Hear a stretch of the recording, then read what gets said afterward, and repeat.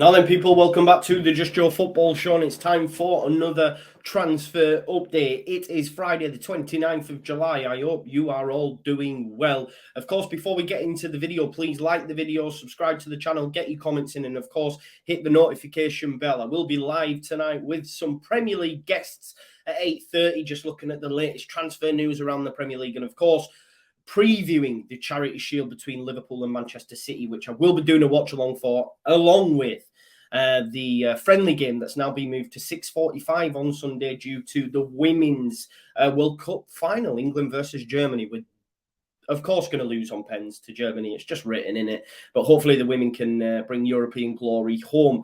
But listen, we'll get into today's video. A bit of a mad link, this one. I can't deny. Linked to a player from the Mexican League. I don't see Leeds United surely swimming in them waters. It is Colombian ace Julian Quinones. That's my pronunciation done. I will just call him Julian from here on in. But apparently it has been reported that Jesse Marsch is a major admirer of the Colombian striker, and it could prompt Leeds United into making a bid for him and potentially rivaling a host of Ligue 1 clubs that are after his signature. He is 25-year-old and has spent his entire professional career so far playing in Mexico. Reports are suggesting he could be ready for the next step in his career and therefore a move to Europe, and he is being touted for a call up to the Colombian national side. Of course, alongside the likes of Luis Diaz and our very own Luis Sinisterra, could we have two Colombians playing their trade at Leeds United?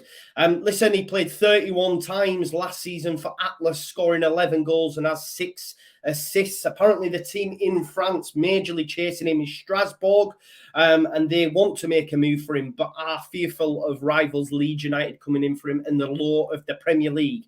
Look, Julian's main position is centre forward, but can play off the right and off the left, which very much fits the profile of what Leeds United have been looking for in terms of their striking option. I think Callum Awendo's gone now. I don't think we're after.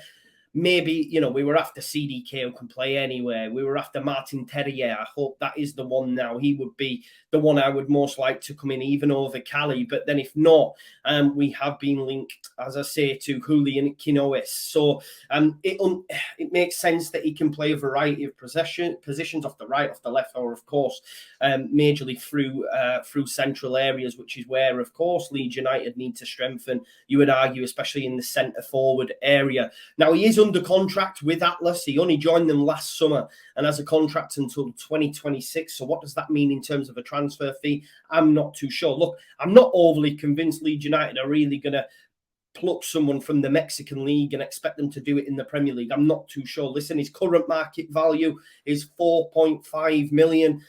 My main concern, not just with this transfer, is just how quiet it is currently for Leeds United. I feel that maybe those that were saying we had to sell in order to buy were right. It's gone really, really quiet. I think it's negligent that Leeds United can go into a Premier League game or Premier League season without a proper recognised left-back on their books. Of course, we've got Firpo, but he's out. If we don't have a left-back come the start of the season, I think it's terrible. And, of course, we need a striker as well. And my worry is that the club will look at it and say, we'll get by on Bamford and Joffrey. Greenwood can play there.